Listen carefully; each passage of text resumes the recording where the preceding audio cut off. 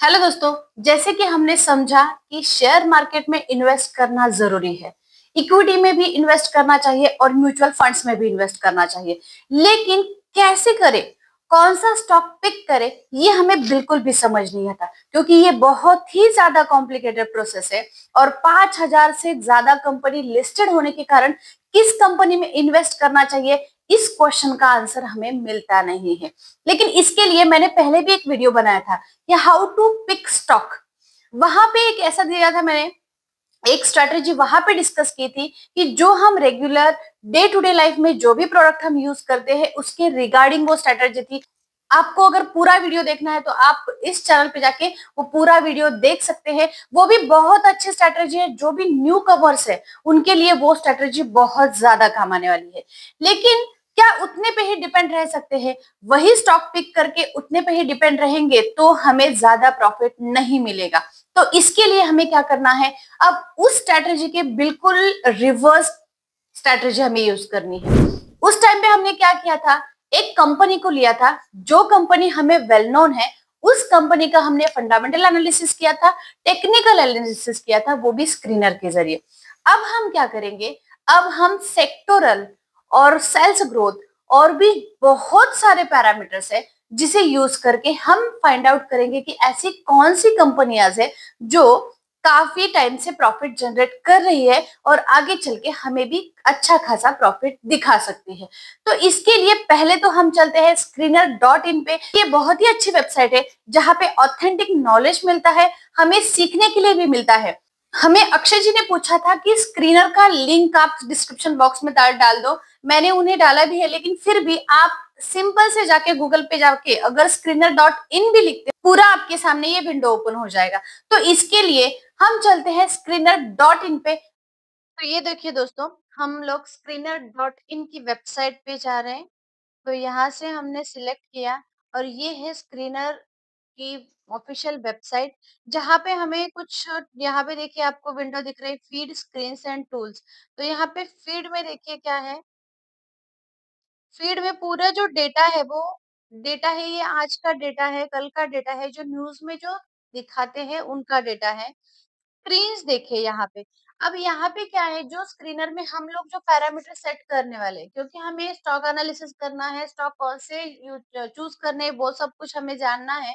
तो इसके लिए हम लोग क्या करें, ये जो कुछ स्क्रीन पैरामीटर्स है ये हम देखेंगे।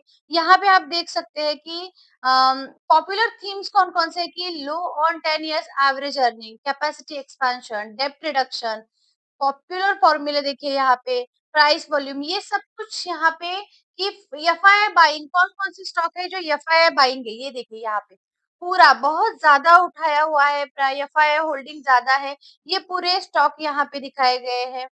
इसी के साथ साथ यहाँ पे देखिए growth without dilution, growth without dilution, यहाँ पे देखिए ये सारे स्टॉक्स हैं कि companies with less than 10% dilution over 10 years, ये सारे स्टॉक्स है जहाँ पे दिखाए गए। अब हम लोग क्या करेंगे, ये तो ठीक है, लेकिन हमारा खुद का एक पैरामीटर हमें सेट करना है जिससे हम स्टॉक एनालिसिस कर सकते हैं। जैसे कि मैंने लास्ट वीडियो में आपको मेंशन किया था कि हम लोग पहले क्या करते थे कि डे टू डे के लाइफ में जो भी हम प्रोडक्ट यूज करते हैं उस कंपनी का फंडामेंटल और टेक्निकल एनालिसिस करते थे और बाद में हम इन्वेस्टिंग करते थे। ये भी बहुत अच्छा तरीका है, क्योंकि हम मार्केट को अच्छे से समझते हैं, उस मार्केट के डिमांड को अच्छे से समझते हैं। लेकिन क्या होता है, जब हम टेक्निकल ज्यादा अंदर जाते हैं, जितना टेक्निकल समझते हैं उतना वो ज्यादा कॉम्प्लिकेशंस के साथ रहता है। तो इसके लिए हमें क्या करना है, यहाँ पे क्रिएट न्यू स्क्रीन का ऑप्शन है, देखिए यहाँ पे हमें क्रिएट न्यू स्क्रीन करनी है, क्रिएट अ सर्च क्वेरी। यहाँ पे हम क्वेरी डालेंगे, मतलब जो जो पैरामीटर हमें चेक करने हैं कि कोई भी अगर कंपनी में हम इन्वेस्ट कर रहे हैं तो उस पैरामीटर के अंदर जो जो कंपनी बैठती है वो कंपनी हम लोग क्या करेंगे, चूज करेंगे इन्वेस्टिंग के लिए। वैसे तो देखिए अबव 5,000 अगर कंपनी लिस्टेड है एनएससी पे, बीएससी पे, तो हम कौन सी कंपनी को चूज करेंगे, ये बहुत बड़ा दिमाग खाने वाला वर्क हो जाता है। तो इसके लिए हम क्या करते हैं, इस सिंपल से वेबसाइट का यूज करेंगे और कुछ क्वेरीज, कुछ पैरामीटर्स हम यहाँ पे सेट कर देंगे। उस वजह से क्या होगा, हमें कंपनी कोई भी फाइंड करने में बहुत आसानी हो सकती है। तो पहले तो चलते हैं यहाँ पे सेल्स ग्रोथ, हमें यहाँ पे देखिए sales growth 3 years is greater than 20, यहाँ पे इज ग्रेटर देन 20 सेट करनी है हमें, इज ग्रेटर देन 20। बाद में हमें वन स्पेस देके एंड लिखना है, क्योंकि एंड लिखना बहुत जरूरी है। डायरेक्टली कर्सर नीचे आ जाता है। प्रॉफिट ग्रोथ, यहाँ पे देखिए प्रॉफिट ग्रोथ 3 इयर्स की देखनी है, क्योंकि मैक्स मैक्स हम लोग क्या करते हैं, बहुत 5 इयर्स के नहीं देख सकते, क्योंकि अप एंड डाउन होते रहते हैं। 1 ईयर की भी नहीं देखेंगे, तो इसका एवरेज हम 3 इयर्स की profit sales growth and profit growth दिखाएंगे, क्योंकि उतनी कंपनी स्टेबल होती है। तो profit growth is greater greater than 20, यहाँ पे कर्सर रखना है। तो profit growth is greater than 20 and market capitalization हमें देखना है। मार्केट कैपिटलाइजेशन में हमें ग्रेटर देन 5,000 लेना है, क्योंकि मिड कैप फंड में प्रेफरेबली हम लोग क्या करेंगे, इन्वेस्ट करना चाहेंगे, क्योंकि हमने पहले भी वीडियो में डिस्कस किया हुआ है स्मॉल कैप फंड का रिस्क कितना रहता है, मिड कैप का कितना रहता है और लार्ज कैप का कितना रहता है। तो हम लोग मिड कैप में बेस्ट रहता है, क्योंकि वो एवरेज रिटर्न अच्छे से प्रोवाइड कर सकता है। तो इसके लिए market capitalization greater than 5,000 rupees, sorry greater than 5,000 crore. यहाँ पे अगर हम करोड़ भी नहीं लिखेंगे तो भी चलता है। 5,000 only we have to put value. ये देखिए 5,000 एंड बाद में मार्केट कैपिटलाइजेशन हुआ, बाद में डेप्ट टू इक्विटी रेशियो देखिए, डेप्ट टू इक्विटी रेशियो हमें बिलो देन 1 चाहिए।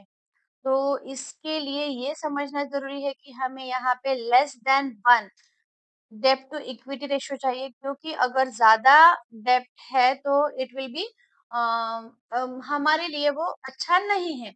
तो यहाँ पे देख सकते हैं कि जो भी हम बोल रहे हैं, अभी मैं आप लोग बोलोगे कि इतना कुछ बोल रहे हैं हम कैसे समझेंगे, लेकिन आप जैसे कि तैसे पैरामीटर यूज कर सकते हो।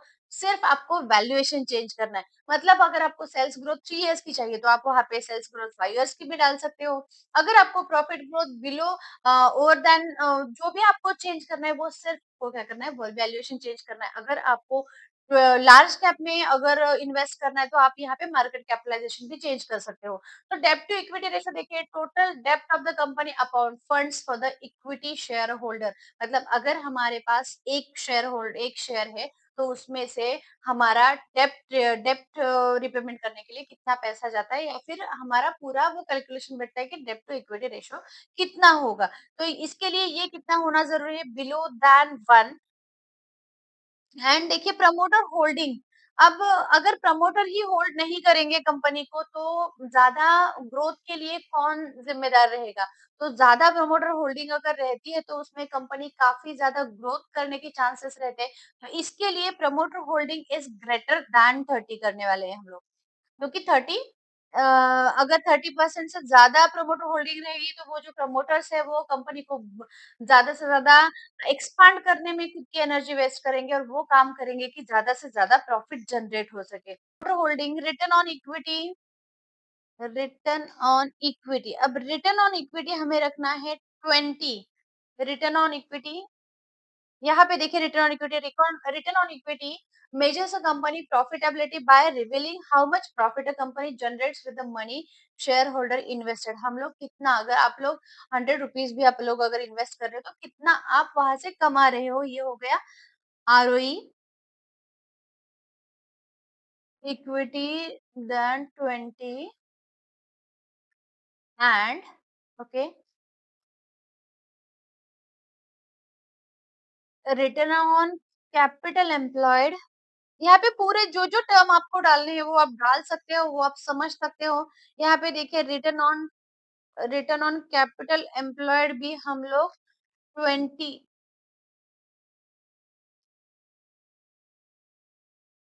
ग्रेटर देन 20 चाहिए हमें, क्योंकि अगर यहाँ पे देखिए कैपिटल एम्प्लॉयमेंट शेयर कैपिटल रहता है, reserves and plus borrowing, value in percentage रहती है। ये है एनुअल एवरेज कैपिटल एम्प्लॉयड, कि कितना एम्प्लॉयमेंट वहां पे जरूरी होता है।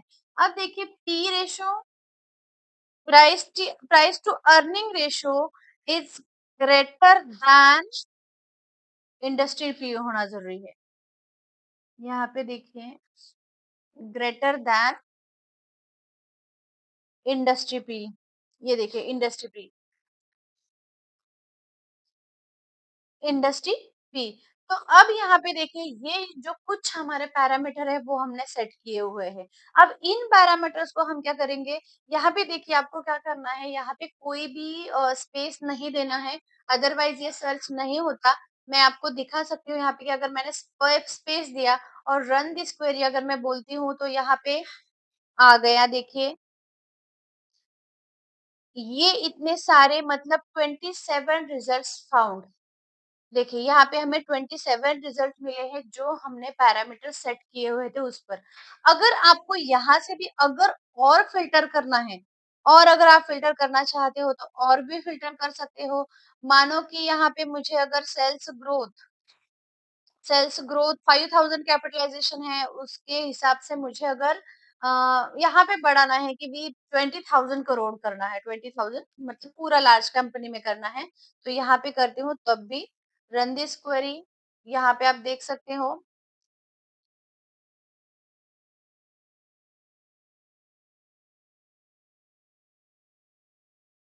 यहाँ पे देखिए आपको ये 8 जो बहुत अच्छे 8 हमें ऐसे रिजल्ट मिले हैं जहाँ पे वो पूरे हमारे पैरामीटर सेट हो रहे हैं।